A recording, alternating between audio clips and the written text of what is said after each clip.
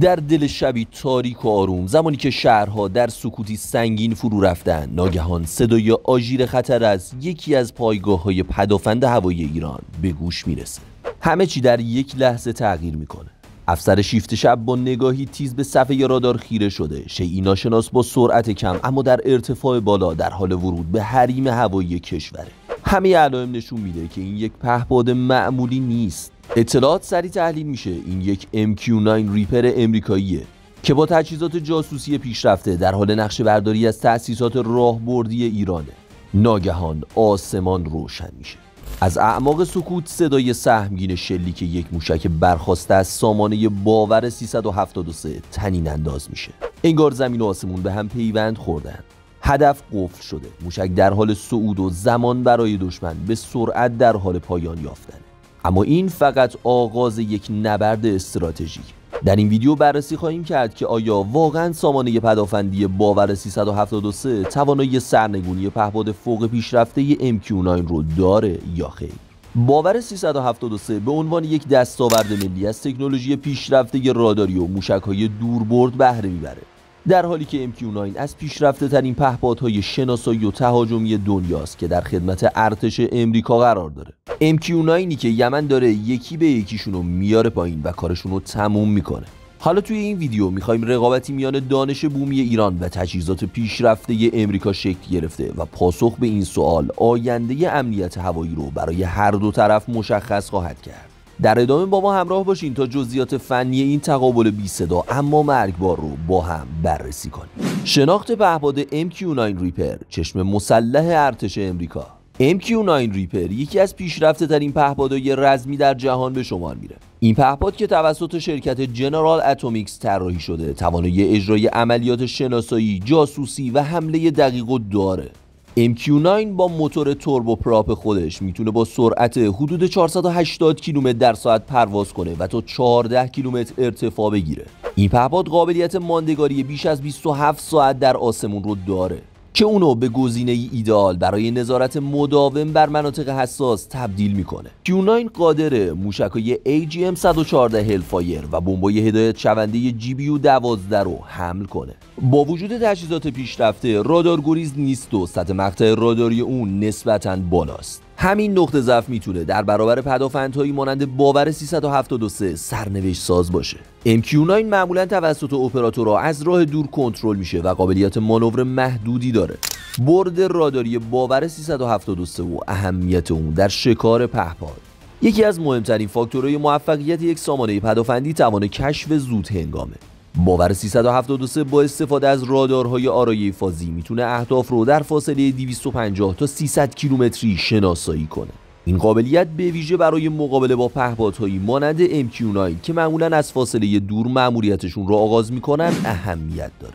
رادارهای این سامانه توان کشف اهداف و سطح مقطع راداری نسبتاً پایین رو هم دارن. سیستم‌های کنترل آتش اون به صورت خودکار میتونن تهدیدات رو اولویت بندی و در صورت نیاز درگیر بشن.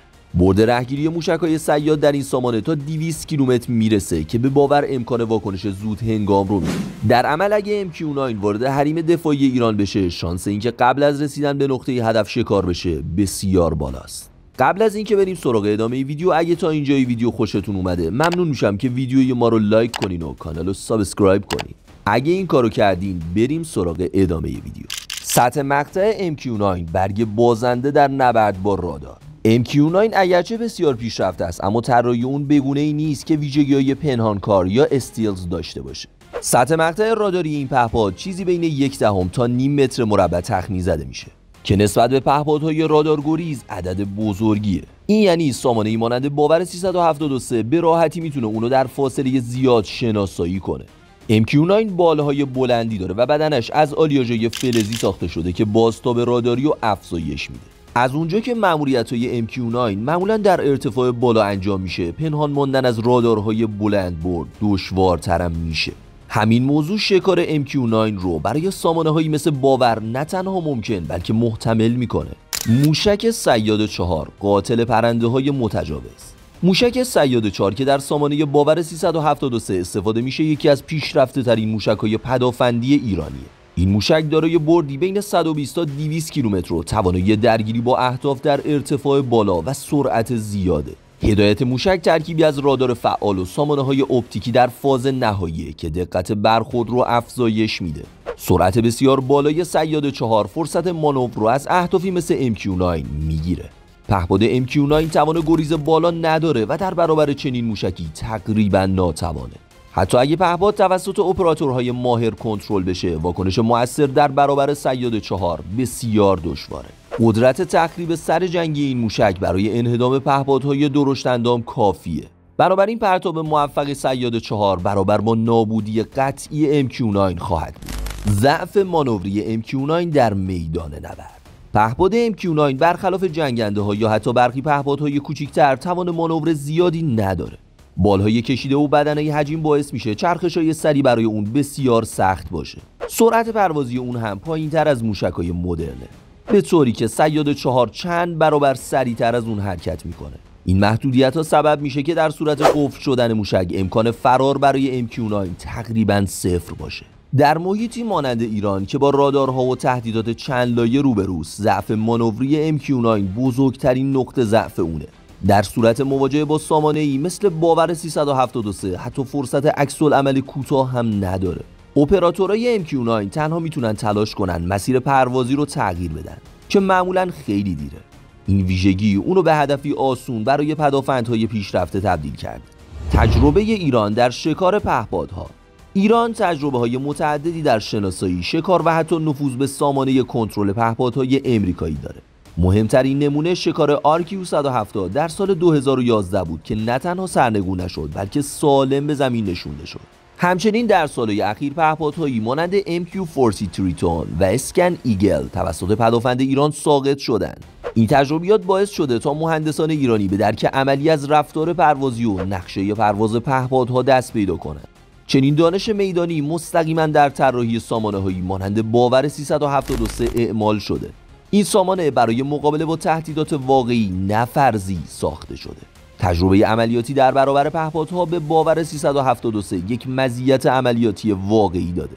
بنابراین ایران فقط به تئوری مسلح نیست بلکه سابقه عملکرد موفق هم داره. برتری دفاع لایه‌ای ایران. دفاع هوایی ایران به صورت لایه‌ای طراحی شده و باور 373 تنها یکی از اجزای اونه. این سامانه در کنار رادارهای دوربرد، سامانه‌های میان برد مانند سوم خرداد، رعد و همچنین سامانه‌های کوتاه برد مانند مجید و تلاش کار میکنه. چنین ساختاری باعث میشه که شانس نفوذ یک پرنده متخاصم به حداقل برسه. MQ-9 اگه از رادار باور در امان بمونه ممکنه توسط سامانه دیگه شناسایی و رهگیری بشه. اطلاعات بین سامانه‌ها به صورت شبکه‌ای منتقل میشه و این هم افزایی سطح پوشش رو چند برابر میکنه. حتی اگه MQ-9 در ارتفاع بالا پرواز کنه همچنان در تیررس سامانه‌هایی با برد عمودی زیاد قرار داره. دفاع لایه‌ای باعث افزایش ضریب اطمینان در شکار اهداف میشه. در چنین ساختاری پهپادی مانند MQ-9 نمیتونه بی دردسر وارد آسمان ایران بشه.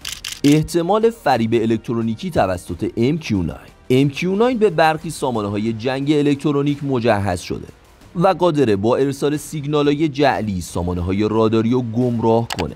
اما سامانه باور 373 با رادارهای چند طیفی و هوش مصنوعی پیشرفته طراحی شده که در برابر فریب مقاومت بیشتری داره.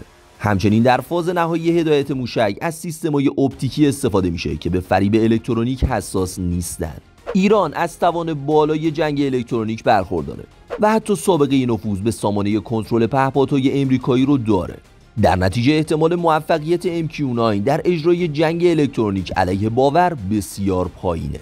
در سناریوی واقعی اگه MQ-9 اقدام به فریب کنه حتی ممکنه موقعیت خودش رو آشکارتر کنه. چنین اقداماتی ممکنه در برابر سامانه‌های قدیمی مؤثر باشن ولی در برابر نسل جدید سامانه‌های ایرانی کارایی کمتری دارن.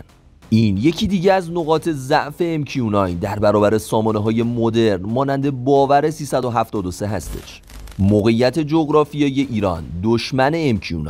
ایران دارای جغرافیایی بسیار متنوع و بسیار چالش برانگیز برای پرواز پهپادهای شناساییه. کوهستان‌های زاگرس، البرز و فلات مرکزی محیطی پیچیده برای عملیات پایدار پهپادی ایجاد می‌کنند.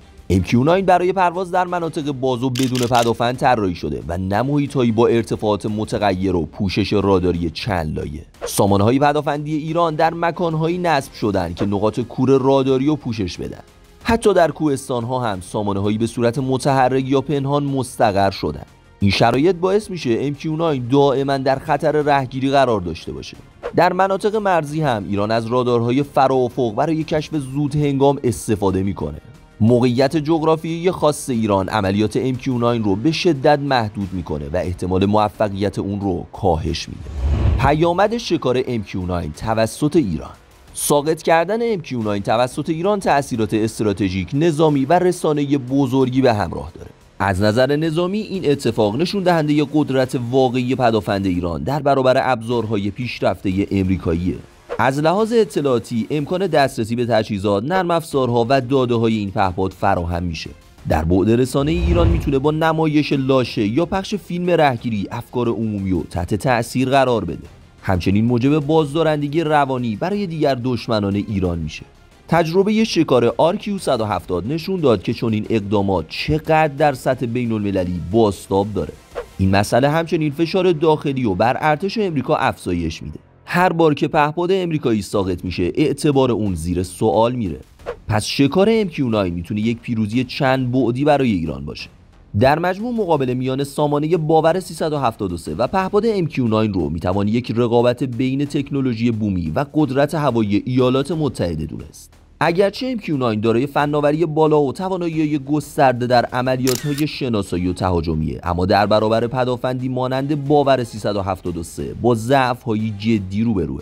سرعت پایین، سطح مقطع راداری بزرگ و ناتوانی در مانور سریع این پهپاد رو در برابر موشک‌های پیشرفته صیاد آسیب پذیر میکنه. همچنین تجربه گسترده ایران در رهگیری پهپادها این تقابل رو به نفع ایران تمام میکنه.